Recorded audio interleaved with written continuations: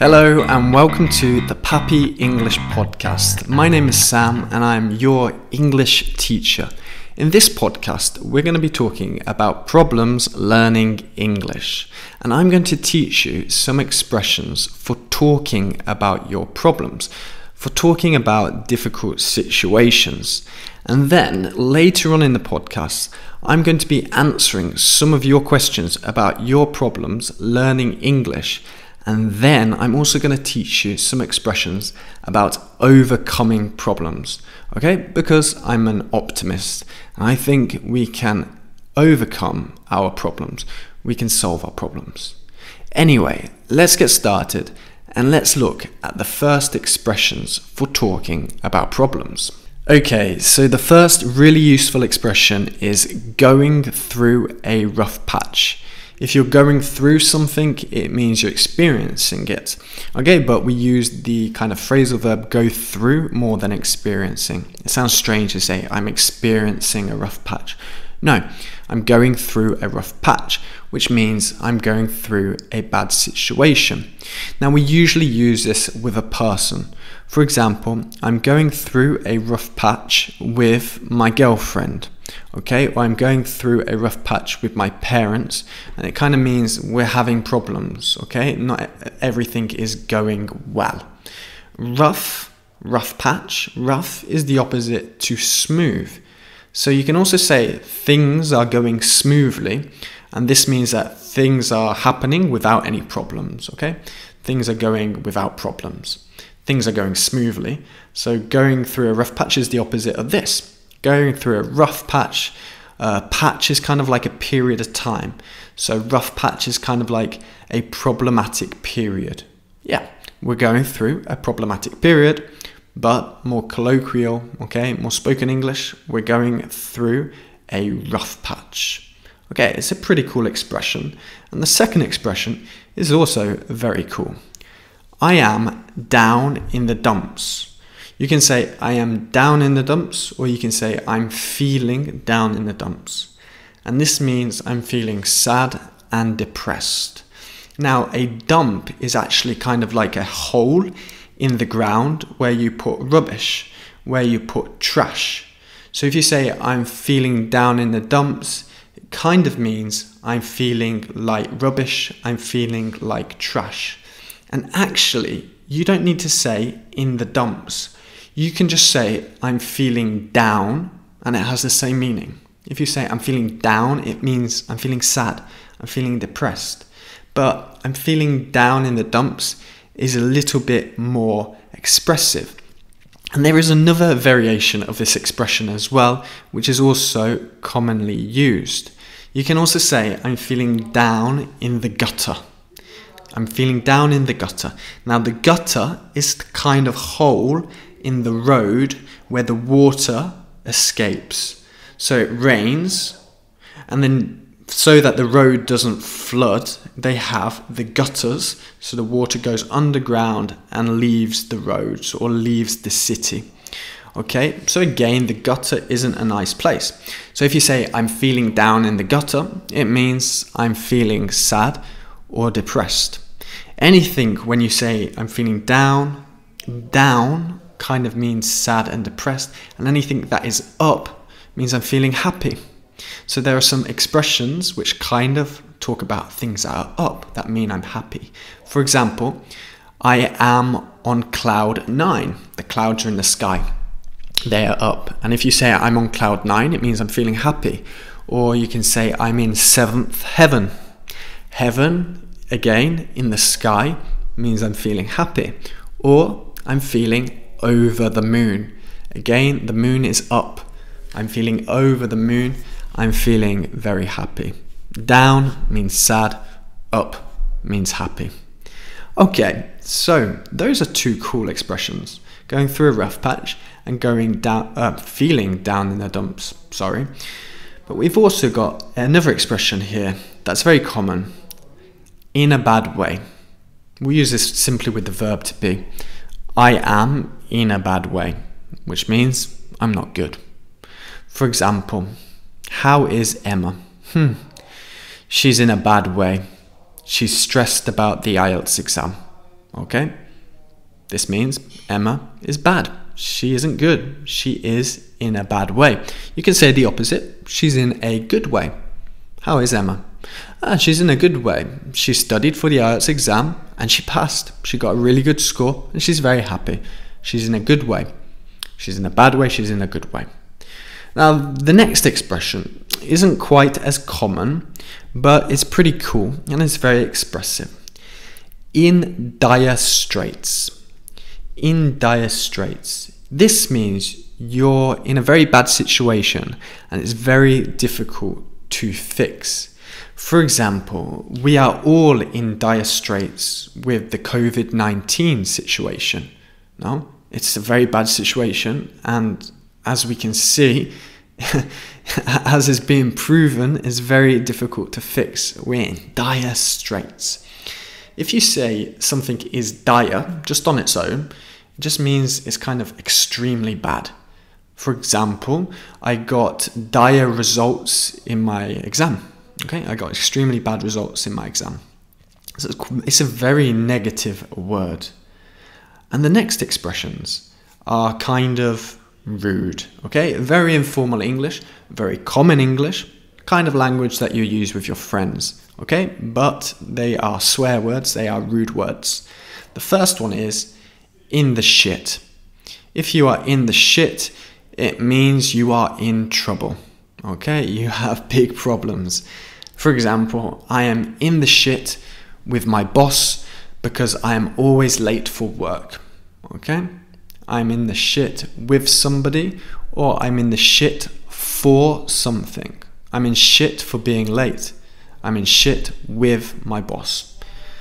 So yeah, I'm in the shit, or we can say I'm fucked. Very, very, very common. This means you have a massive problem and it kind of implies there is no way to fix the problem. I'm fucked. Let's look at an example. So tomorrow I'm going on holiday and I've booked the flights, and I'm fucked because I have lost my passport. I don't have time to get a new passport and I need my passport to fly. Okay, I don't have an identification card. So I'm fucked. I can't do anything. I can't go on holiday. Big, big problem. Okay, cannot fix it. We can say I'm fucked, and this is extremely common.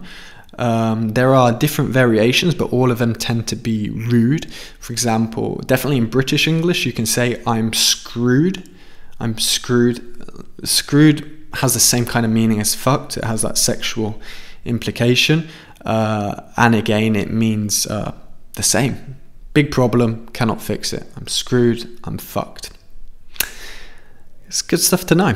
Okay, so moving on to the next part of the podcast, we're going to be looking at some of your problems learning English, and I'm going to be answering your questions and also trying to teach you some vocabulary, some expressions for overcoming those problems. Okay, so the first problem I've got here from one of my followers on Instagram is I'm having a hard time finding someone to practice English with. Okay, so they've used the expression, I'm having a hard time, okay? It's a difficult situation for me. I'm having a lot of difficulties finding someone to practice English with. And this seems to be a very common problem because most of you do not live in an English-speaking country, and it is difficult to find people. But I will say this, I've said this to a lot of people before, you need to make the most out of your resources. Okay, so if you make the most out of something, it means you take the best things from what you have got. Okay, you make the most out of something. You make the most out of your resources, and your biggest resource for learning English is the internet. Doesn't cost too much, and there is so much for you to help you learn English, and it can also help you find people to practice your English with. Most of you are on social media, and social media is a great place to find people, pen friends to write with, but also people to speak with. We have Zoom, we have Skype, we have Google Meets, and you can find somebody, and once a week, twice a week, every day of the week, if you want, you can practice your English together. And of course, if you do it every day of the week, you're going to improve a lot. So how can you do this? Here's an example.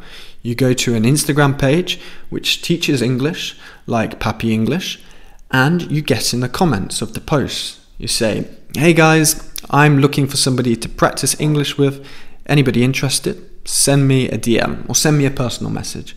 And for sure, people are going to get in contact with you. You can try out, have a little conversation on Skype or on Zoom. If it goes well, you can make it a regular fixture. Okay, you can make it a regular thing. That means, okay, remember, everyone is in the same boat as you. So probably on social media there are people looking for exactly the same thing as you. So people are going to be really happy if they see a message like that, and you're going to start finding all sorts of different people to speak English with. And the great thing is, you're then going to start speaking English with people from all around the world, and you're going to meet so many interesting people and learn so many things about different cultures, and that's pretty cool. So that's definitely what I recommend you to do with that. Make the most out of your resources. Take the best things from what you have got, and for sure you're going to find someone to practice your English with. Let's look at the next question. I feel nervous when I speak English. Is it normal? Absolutely. It's normal to feel nervous when you're speaking a new language, especially if you haven't spoken it before. Maybe you have studied English a lot. For example, you've studied English at school a lot and you know the language very well, but then you haven't practiced so much, and like actually producing language is a completely different thing to knowing the language.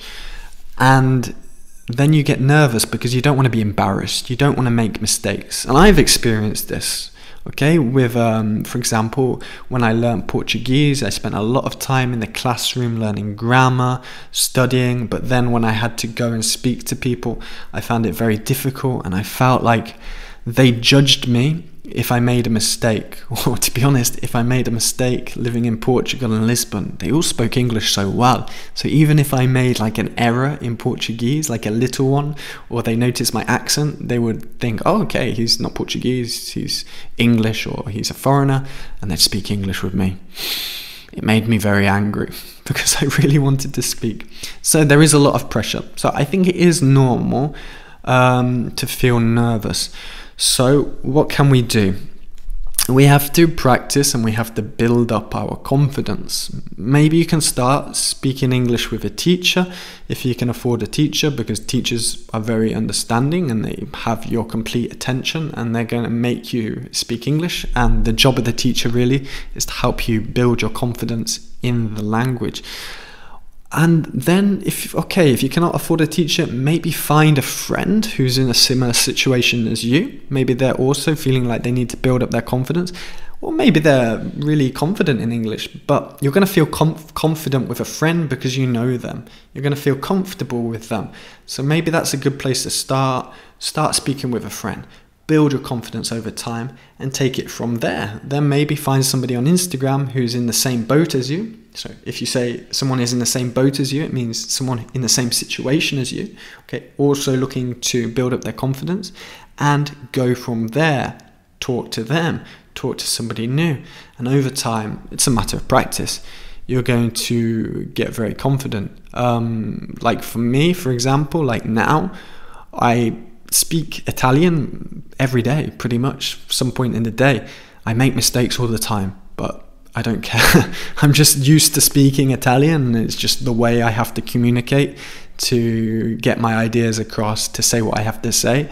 So I don't really think about it. I just talk, and okay, the errors are there. I am trying to improve. I am doing lessons as well because I do want to make less mistakes, but I mean, you just do what you do, and like now I'm confident. I'm not perfect. My Italian isn't amazing, but I'm confident, which is a good thing. Okay, So the language I want to teach you here is you need to try and get over it, okay?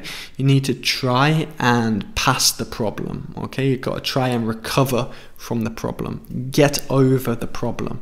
Get over the hurdle. So if you ever watch like the Olympics, they're running and then they have the hurdles. It's like a thing they have to jump over, okay? You have to jump over the hurdle. You have to get over the problem. Okay, next question.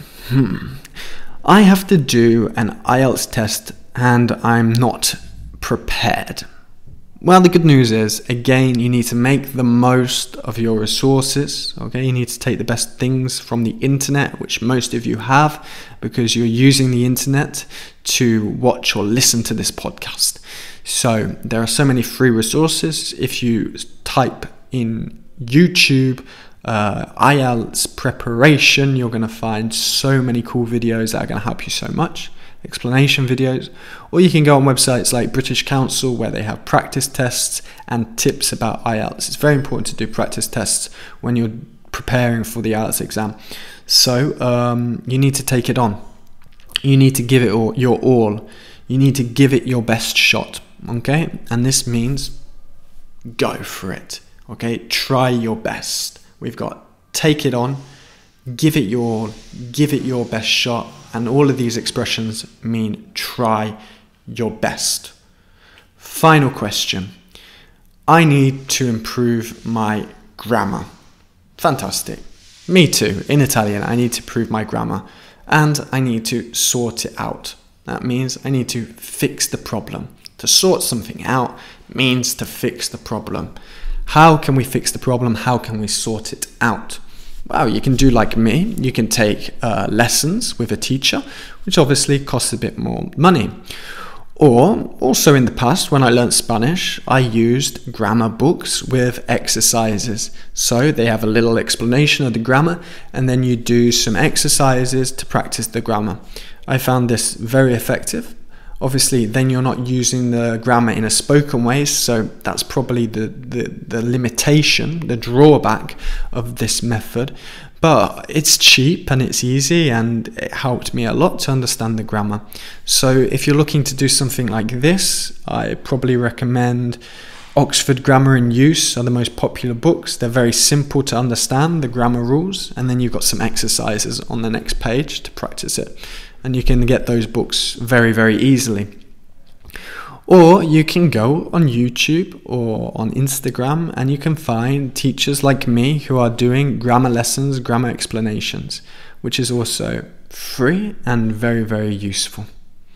Okay guys, so I hope that helped you and you've learned some expressions about talking about your problems and also some expressions for kind of getting over your problems, overcoming your problems. And also I hope I've given you some little advice about problems that you might have had learning English.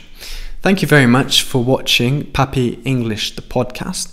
PAPI English is practice and perfection in English. And until next time, keep learning English.